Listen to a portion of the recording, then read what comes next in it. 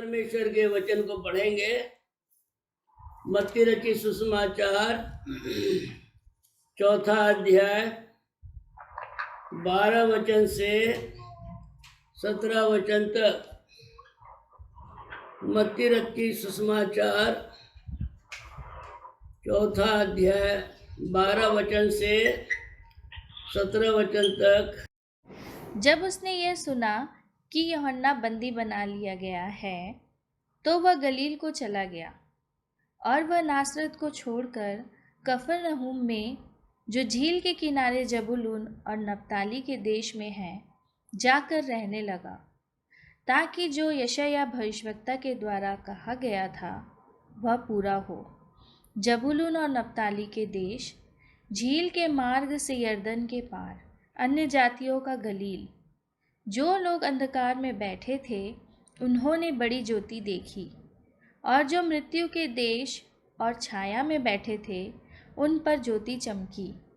उस समय से यीशु ने प्रचार करना और यह कहना आरंभ किया, मन फिराओ, क्योंकि स्वर्ग का राज्य निकट आया है। परमेश्वर अपने पढ़े गए वचन पर आशीष दे।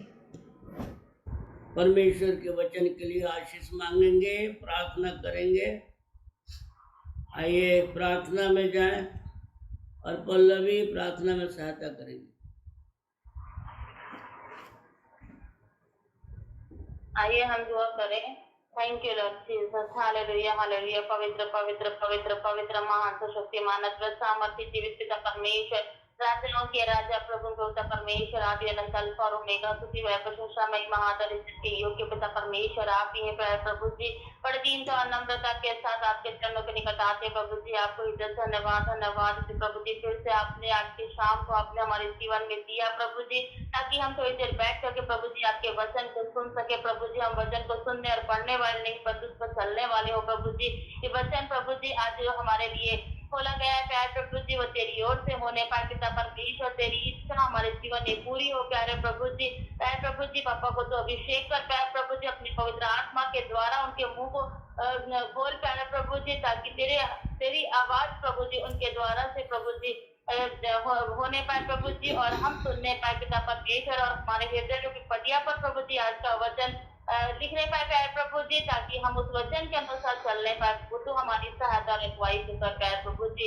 हर एक को हर एक के मन आत्मा को प्रभु जी तेरे हाथों में समर्पित करती हो प्यारे प्रभु जी। आपसे प्रार्थना विनती को सुनो, धन्यवाद प्रभु जी। इस प्रार्थना को अपने धाकत पवित्र मसीह के महान पवित्र लोग के नाम से मांग लेती हूँ, आमीन। प्रभु के वचन में यहाँ पर लिखा है कि जब से प्रभु ने सुना कि यूहन्ना बंदी बना लिया गया है, तो वह गलील को चला गया और वह नासरत को छोड़कर कफरनहूम में आया, जो झील के किनारे जबूलून और नप्ताली के देश में है, जाकर रहने लगा, ताकि जो यशायाह भविष्यवक्ता के द्वारा कहा गया था वह पूरा हो। जबूलून और नप्ताली के देश, झील के मार्ग से यरदन पार, अन्य जातियों का गलील। जो लोग अंधकार में बैठे थे उन्होंने बड़ी ज्योति देखी, और जो मृत्यु के देश और छाया में बैठे थे उन पर ज्योति चमकी। प्रभु जो है किसके लिए आया है? प्रभु ने क्या कहा? मैं धर्मियों के लिए नहीं परंतु पापियों के लिए मन फिराने के लिए बुलाने आया हूँ। और इसी कारण से यहाँ पर परमेश्वर के वचन में हम देखते हैं कि अन्य जातियों का गलील, अन्य जातियों के बीच में प्रभु प्रचार करने के लिए गया। और अन्य जाति कौन है इसको सीखेंगे। जो लोग अंधकार में बैठे थे,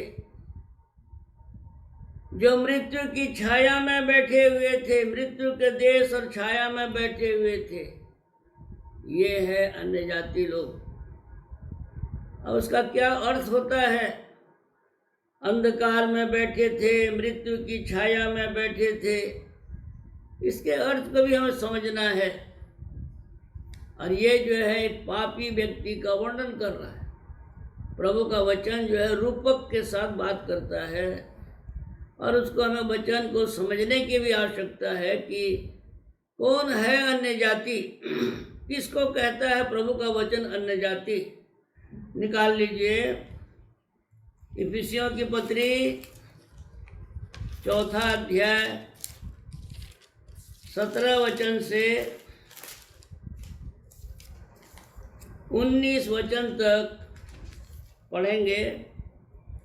इसलिए मैं यह कहता हूँ और प्रभु में आग्रह करता हूँ कि जैसे अन्य जाति लोग अपने मन की अनर्थ रीति पर चलते हैं, तुम अब से फिर ऐसे ना चलो, क्योंकि उनकी बुद्धि अंधेरी हो गई है और उस अज्ञानता के कारण जो उनमें है और उनके मन की कठोरता के कारण वे परमेश्वर के जीवन से अलग किए हुए हैं, और वे सुन्न होकर लुचपन में लग गए हैं कि सब प्रकार के गंदे काम लालसा से किया करें। परमेश्वर के वचन में अन्य जाति की एक चित्र खींचा गया है कि परमेश्वर किसको अन्य जाति समझता है। इस संसार में किस व्यक्ति को प्रभु जो है अन्य जाति समझता है। प्रभु के वचन में लिखा है, उनकी बुद्धि अंधेरी हो गई है। उनकी बुद्धि जो है अंधेरी हो गई है, और उस अज्ञानता के कारण, उनमें जो अज्ञानता भरा हुआ है उसके कारण, और उनमें है जो उनमें उस अज्ञानता के कारण जो उनमें है, और उनके मन की कठोरता के कारण वो परमेश्वर के जीवन से अलग किए हुए हैं। मन की कठोरता के कारण वो परमेश्वर के जीवन से अलग किए हुए हैं। प्रभु के वचन में यशायाह 59 के पहले और दूसरे पद को पढ़ें। कौन व्यक्ति परमेश्वर के जीवन से अलग किया गया है, इसके जीवन में परमेश्वर कार्य नहीं करता है। सुनो, यहोवा का हाथ ऐसा छोटा नहीं हो गया कि उद्धार ना कर सके, ना वह ऐसा बहरा हो गया है कि सुन ना सके, परंतु तुम्हारे अधर्म कामों ने तुमको तुम्हारे परमेश्वर से अलग कर दिया है, और तुम्हारे पापों के कारण उसका मुंह तुमसे ऐसा छिपा है कि वह नहीं सुनता। प्रभु का वचन क्या कह रहा है? सुनो, यहोवा का हाथ ऐसा छोटा नहीं हो गया कि उद्धार न कर सके, ना वो ऐसा बहरा हो गया है कि सुन न सके, परंतु तुम्हारे अधर्म के कामों ने तुमको तुम्हारे परमेश्वर से अलग कर दिया है, और तुम्हारे पापों के कारण उसका मुंह तुमसे ऐसा छिपा है कि वह नहीं सुनता। ये है अन्य जाति का चित्र, जिसके जीवन में परमेश्वर काम नहीं करता है। उसका जीवन में वचन में लिखा है वो अनर्थ रीति पर चलते हैं। इफिसी 4 के 17 में जो लिखा है, प्रभु में मैं तुम्हें आग्रह करता हूँ कि जैसे अन्य जाति लोग अपने मन की अनर्थ रीति पर चलते हैं। क्यों अनर्थ रीति पर चलते हैं अन्य जाति लोग? क्योंकि उनकी बुद्धि अंधी है, अंधेरी है, उस अज्ञानता है उनमें, मन की कठोरता है उनमें, और इसीलिए प्रभु का वचन कहता है कि वो परमेश्वर की आशीष से, परमेश्वर के जीवन से अलग किए हुए लोग हैं। 19 पद में लिखा है, वे सुन्न होकर लुचपन में लग गए हैं कि सब प्रकार के गंदे काम लालसा से किया करें।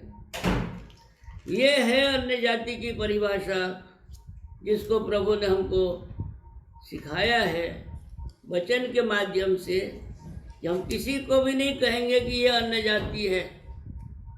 हम यदि प्रभु के घर के लोग हैं, ईसाई भी हैं, परंतु यदि हमारा चरित्र ऐसा है, अनर्थ रीति पर चलते हैं, हमारी बुद्धि अंधेरी है, हमारे अंदर में अज्ञानता भरा पड़ा है और हमारे जीवन में परमेश्वर का वो अनुग्रह नहीं है जो चाहिए, तो उसका मतलब है हम अन्य जाति कहलाएंगे। परमेश्वर हमारे जीवन से अलग होगा, उसकी आशीष हमारे जीवन से अलग होगी। और इसलिए हमारे जीवन में इस बात को सीखने की आवश्यकता है कि क्या मैं इसी दशा में पड़ा रहूं? क्या मैं इसीलिए पैदा हुआ हूं? या ये कह सकते हैं कि क्या यीशु मसीह मेरे लिए नहीं आया? मेरे इस अंधत्व को क्या दूर नहीं कर सकता? मेरे अज्ञानता को क्या दूर नहीं कर सकता? क्या मेरी जो बुद्धि अंधी हो गई है, पाप और धर्म के कारण से मैं अनर्थ रीति पर चलता हूँ, क्या मैं परमेश्वर की जाति नहीं बन सकता? बन सकते हैं। प्रभु इसीलिए आया है, क्योंकि प्रभु ने क्या कहा है? मैं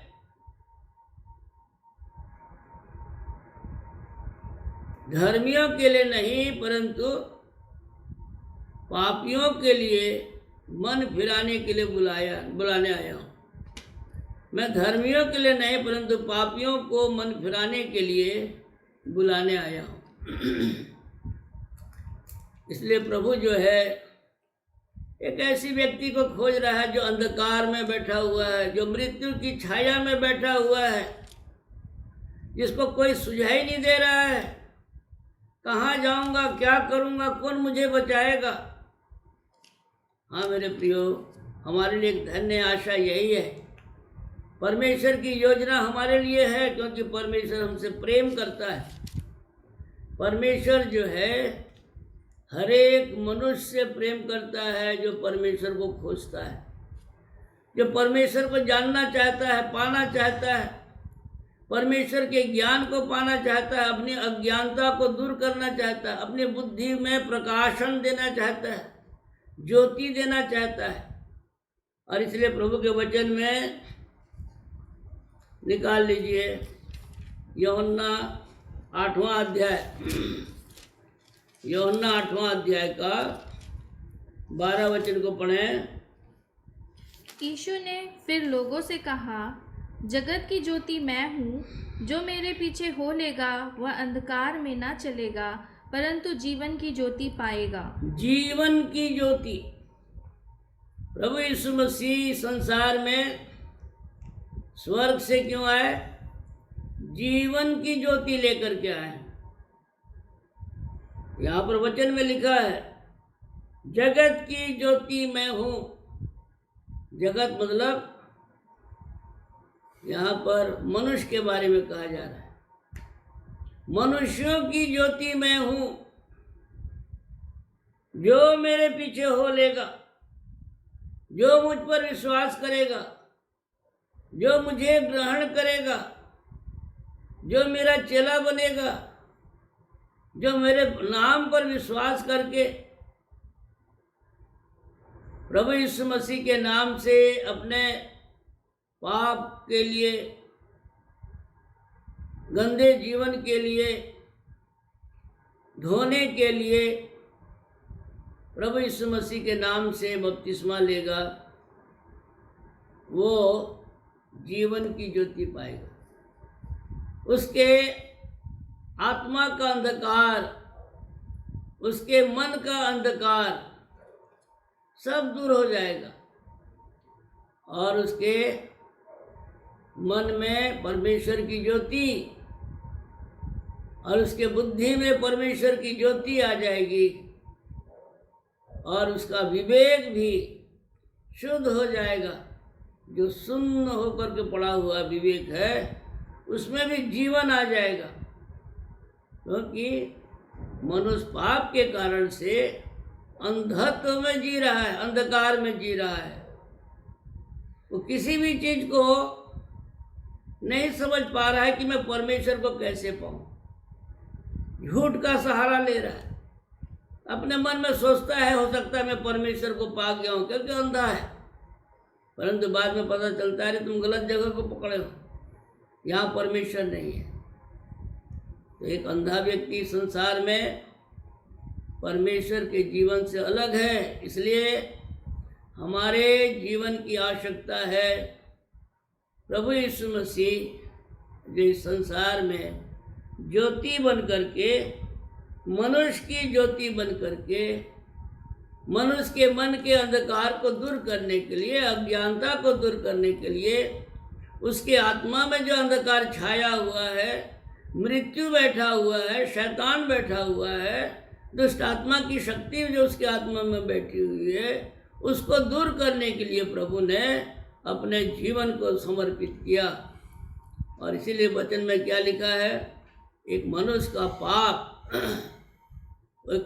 पाप जो अंधकार के रूप में है वो कब धुलता है, जब हम प्रभु यीशु मसीह पर विश्वास करते हैं, जब प्रभु यीशु मसीह को हम ग्रहण करते हैं, जब प्रभु यीशु मसीह के नाम पर हम अपने जीवन में स्वीकार करते हैं। क्योंकि प्रभु यीशु मसीह इस मनुष्य जाति के पापों को अपने देह पर लिए हुए क्रूस पर चढ़ गया, ताकि हम पापों के लिए मरकर धार्मिकता के लिए, परमेश्वर की धार्मिकता के लिए जीवन बिता सकें। उसके मार खाने से हमें चंगाई मिली है। प्रभु यीशु मसीह ने जो कोड़े खाया, हाथों और पैरों में कीलें ठुकवाया, कांटों का मुकुट पहना, क्रूस की घृणित और श्रापित मृत्यु को हमारे बदले में सहा। प्रभु का वचन क्या कहता है, उसके लोहू के द्वारा हमें पापों की क्षमा मिलती है। परमेश्वर के वचन से पढ़ें, पहला यूहन्ना पहला अध्याय उसके 9वां वचन।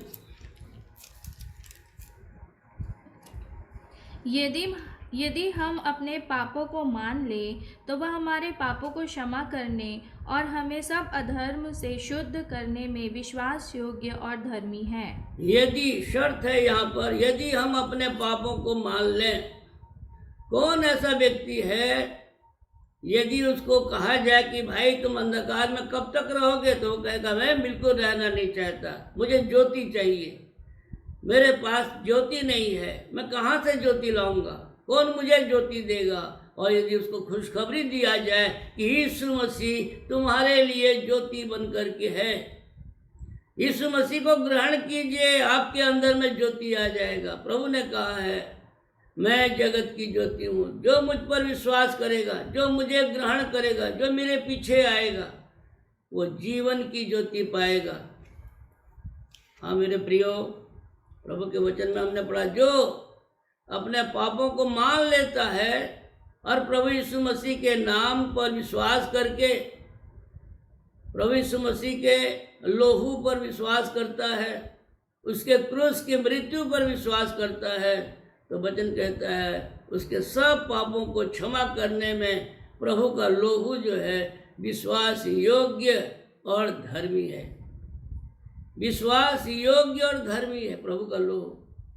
तो आज हमें इस बात को सीखना है, प्रभु यीशु मसीह का लोहू जो है हमारे लिए बहाया गया।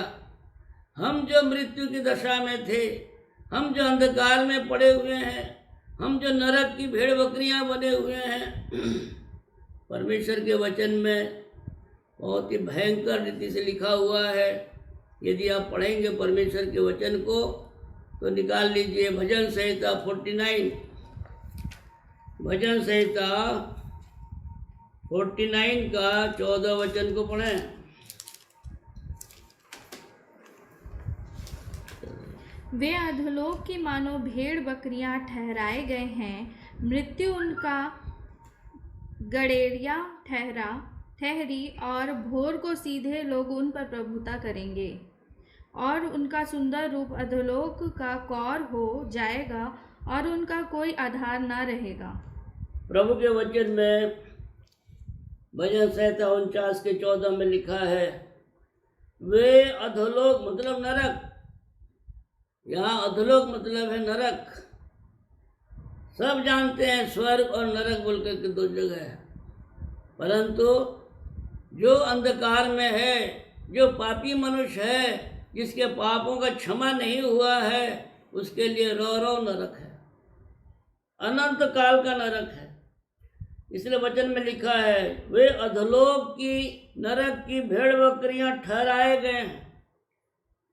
जो भी मनुष्य इस संसार में बिना उद्धार पाए, बिना पापों की क्षमा पाए, पापी मनुष्य जो है यदि मर जाता है, पाप से छुटकारा पाए बिना यदि मर जाता है, उद्धार पाए बिना यदि मर जाता है, तो प्रभु का वचन कहता है वो नरक की भेड़ बकरियां ठहराए गए हैं और मृत्यु उनका गड़रिया ठहरी।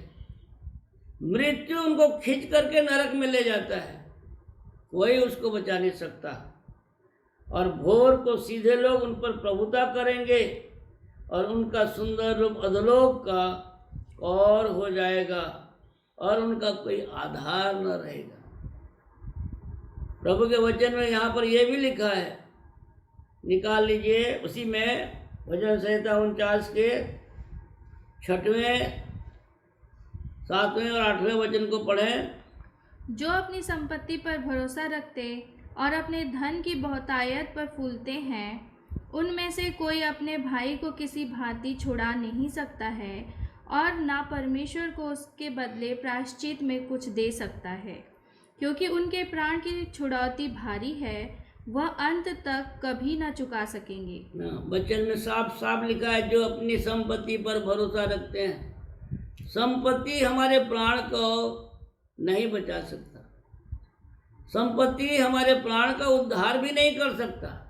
ये तो थोड़ी दिन के लिए, जब तक इस संसार में हम जीवित हैं, हमारे शरीर के लिए थोड़ा सा सहायता करता है, परंतु संपत्ति पर भरोसा मत करिए कि उसके द्वारा से मेरे प्राण का उद्धार हो जाएगा।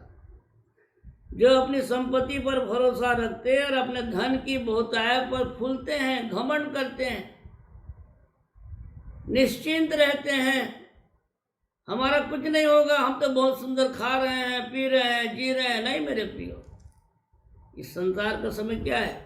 60 साल, 70 साल, 80 साल, बल के कारण 100 साल। उसके बाद क्या होगा? ये शरीर जब दुर्बल हो जाएगा, क्या होगा? प्राण और आत्मा जो है शरीर को छोड़ देते हैं। शरीर यहीं के यहीं मिट्टी है, मिट्टी में ही रह जाती है। और इसी बात को हमें सीखना है, इसी सोच को हमें बदलना है कि मेरा क्या होगा, मेरे पास इतना धन है, इतना संपत्ति है। नहीं, धन और संपत्ति कोई काम का नहीं आता है जब मृत्यु सामने में खड़ी हो जाती है। जब मृत्यु सामने में खड़ी हो जाती है तो बड़े बड़े धन संपत्ति वाले भी असहाय अपने आप को महसूस करते हैं। और इसी कारण से यहाँ पर लिखा है, उनमें से कोई अपने भाई को किसी भांति छुड़ा नहीं सकता, मृत्यु के वश से छुड़ा नहीं सकता, और न परमेश्वर को उसके बदले प्रायश्चित में कुछ दे सकता है। परमेश्वर जो है धन के द्वारा से खरीदा नहीं जा सकता, संपत्ति के द्वारा से खरीदा नहीं जा सकता। यह मूर्खता की बात है। वो यदि कहता है, इस प्रकार से सोचता भी है, तो महामूर्ख है, क्योंकि प्राण की छुड़ौती भारी है। किसी भी रीति से कोई भी संसार का चीज जो है प्राण की छुड़ौती के लिए नहीं है, क्योंकि 8वां वचन कहता है, क्योंकि उनके प्राण की छुड़ौती भारी है, वो अंत तक कभी न चुका सकेंगे, अंत तक कभी नहीं चुका सकेंगे। और इसलिए परमेश्वर ने हम मनुष्यों के लिए एक उत्तम योजना बनाया, प्रेम का योजना, कोई कानून का योजना नहीं, कोई धर्म का योजना नहीं, प्रेम का योजना बनाया, मुफ्त का योजना बनाया, क्योंकि परमेश्वर जानता है कि प्राण की छुड़ौती बहुत भारी है। कोई भी अपने प्राण को उद्धार नहीं कर सकता, कोई भी पाप से उद्धार नहीं पा सकता, क्योंकि पाप की मजदूरी मृत्यु है और सब मृत्यु के अधीन बैठे हुए हैं, सब पाप के वश में बैठे हुए हैं। सब नरक की भेड़ बकरियां बने हुए हैं। इसलिए परमेश्वर हम सबों से प्रेम करता है, इसलिए परमेश्वर हम सबों से प्रेम करता है और कुछ नहीं मांगता है। वो प्रेम से कुछ नहीं मांगता है, वो सिर्फ दिया है उसने। हमें कुछ देने की जरूरत नहीं है। ये गलत विचार है जो लोग सोचते हैं यीशु मसीह को ग्रहण करने से हमको ऐसा मिलेगा या वैसा मिलेगा। नहीं, ऐसा कुछ नहीं है। प्रभु यीशु मसीह को ग्रहण करने से आपको परमेश्वर का जीवन मिलता है, आपको परमेश्वर की ज्योति मिलती है, आपके मन का अंधेरापन खत्म हो जाता है, आपके आत्मा का अंधेरापन दूर हो जाएगा, आपके अंदर का अज्ञानता खत्म हो जाएगा, उसमें रोशनी आ जाएगी। और इसलिए प्रभु ने कहा, जगत की ज्योति मैं हूँ, जो मेरे पीछे हो लेगा वो अंधकार में न चलेगा परंतु जीवन की ज्योति पाएगा। प्रभु उदार है, प्रभु अपने प्रेम करने वालों के लिए उदार है, प्रभु अपने विश्वास करने वालों के लिए उदार है। प्रभु अनुग्रह का द्वार खोल करके रखा है, आज खुला हुआ है, अभी खुला हुआ है। परंतु यदि प्रभु आ जाए, जो राजाओं का राजा और प्रभुओं का प्रभु के रूप में आने वाला है, यदि वो आ गया और अनुग्रह का द्वार यदि बंद हो गया, तब फिर आपको किसी प्रकार से कहीं से भी कोई सहायता नहीं मिलेगी। अभी वक्त है, अभी समय है, हम प्रभु को प्रेम कर सकें, प्रभु पर विश्वास कर सकें, परमेश्वर के गिफ्ट को, बड़े वरदान को, जो प्रभु यीशु मसीह है, परमेश्वर का वरदान है जो प्रभु यीशु मसीह है, जो मुफ्त में हमको देना चाहता है। आज मौका है, ले लें और अपने पापों से छुटकारा पाएं। चाहे तुम्हारे पाप लाही रंग के हो या अर्गवानी रंग के हो, वो हीम के समान श्वेत हो जाएगा। जैसे परमेश्वर का आत्मा श्वेत है, पवित्र है, धर्मी है, वैसे ही प्रभु यीशु मसीह का लोहू जब हमारे जीवन में काम करेगा, प्रभु यीशु मसीह के लोहू से जब हम धोए जाएंगे, पवित्र आत्मा से जब हम धोए जाएंगे, तो हम भी हीम के समान, परमेश्वर के समान, प्रभु का वचन कहता है, परमेश्वर कहता है, मैं अपने समान तुम्हें भी धो दूंगा, पवित्र करूंगा, धर्मी बनाऊंगा, धार्मिकता को पहनाऊंगा।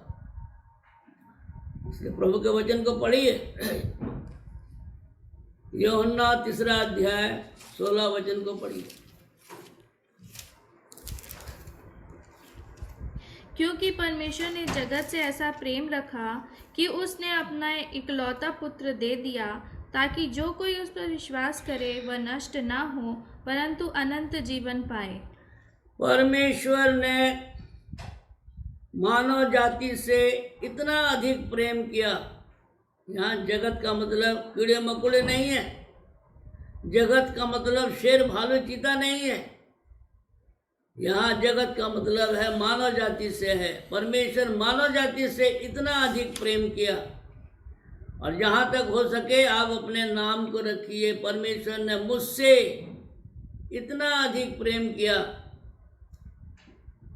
मुझसे इतना अधिक प्रेम किया कि उसने अपने इकलौते पुत्र को मुझे दे दिया। कैसे दिया? अपने इकलौते पुत्र को कैसे दिया? ताकि जो कोई भी क्यों ना हो, इस संसार का कोई भी व्यक्ति क्यों ना हो, सब परमेश्वर की दृष्टि में बराबर है, सबके लिए एक ही वरदान है, और वो प्रभु यीशु मसीह। कोई भी क्यों न हो, किसी भी देश, किसी भी भाषा, किसी भी प्रकार के जाति का क्यों न हो, जिसको भी प्रभु यीशु मसीह की आवश्यकता है, जो उद्धार पाना चाहता है, जो मन फिराना चाहता है, जो प्रभु यीशु मसीह को ग्रहण करना चाहता है, अनुग्रह का, परमेश्वर के अनुग्रह का द्वार हरेक के लिए खुला हुआ है। उसके लिए कोई तीर्थ यात्रा करने की जरूरत नहीं, कि किसी गिरजाघर में जाने की जरूरत नहीं। सिर्फ क्या करना है, अपने जगह पर रह करके सिर्फ प्रभु से, प्रभु है प्रभु तो यदि सच्चा परमेश्वर है और मुझसे प्रेम करता है, मैं पापी मनुष्य हूँ, तो मुझ पर दया कर प्रभु, मैं तुझे ग्रहण करता हूँ अपना उद्धार करता करके, और आपको पापों से छुटकारा मिल जाएगा, आपको एक नया जीवन मिल जाएगा। अनंत काल का जीवन मिल जाएगा, परमेश्वर का जीवन मिल जाएगा। आपके जीवन में आनंद आ जाएगा, शांति आ जाएगा, भय उत्पन्न करने वाली हर शक्ति खत्म हो जाएगी। जितने भी प्रकार के भय उत्पन्न करने वाली शक्ति संसार में है, चाहे वो शैतान हो, चाहे वो मृत्यु हो, चाहे वो दुष्टात्मा हो, सब के सब खत्म हो जाएंगे, सब के सब निष्क्रिय हो जाते हैं। और इसलिए उसका हमारा जीवन जो है आनंद का जीवन, शांति का जीवन, बिना चिंता किए, बिना घबराए का जीवन होता है।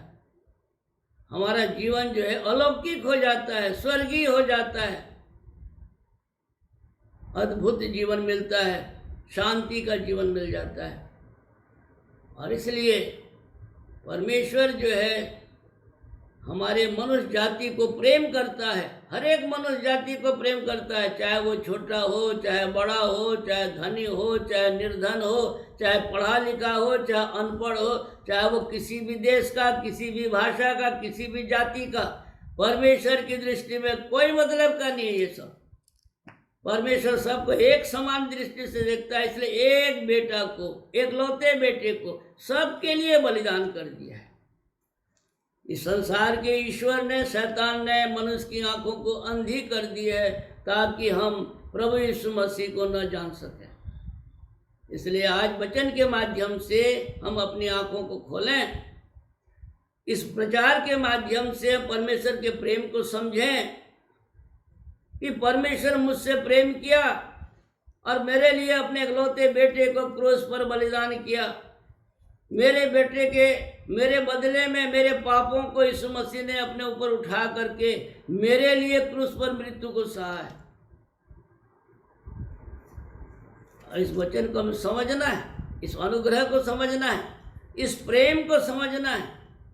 परमेश्वर की इस प्रेम को यदि हम नहीं समझेंगे तो हमारे जीवन में बहुत बड़ी विपत्ति आ सकती है, क्योंकि परमेश्वर का क्रोध फिर हमारे जीवन में आ जाएगा। क्योंकि तुमने मेरे प्रेम को ग्रहण नहीं किया, मेरे वरदान को तुमने ग्रहण नहीं किया, जो मुफ्त मैंने तुमको दिया तुमने मुफ्त में लेना भी नहीं चाहा और तुमने उसको तुच्छ जाना, इसलिए मैं भी तुमको तुच्छ जानूंगा। प्रभु का वचन ये कहता है, यदि तुम मुझे तुच्छ जानोगे तो मैं भी तुम्हें तुच्छ जानूंगा। आज मेरे प्रियो, इस अनुग्रह को पकड़िए, इस अनुग्रह में बढ़िए कि प्रभु यीशु मसीह हमारे लिए इस स्वर्ग से इस पृथ्वी पर स्वर्गीय जीवन लेकर के आया। इसलिए प्रभु ने कहा, मन फिराओ। निकाल लीजिए फिर से मत्ती 4 अध्याय का 17 वचन को हम पढ़ें।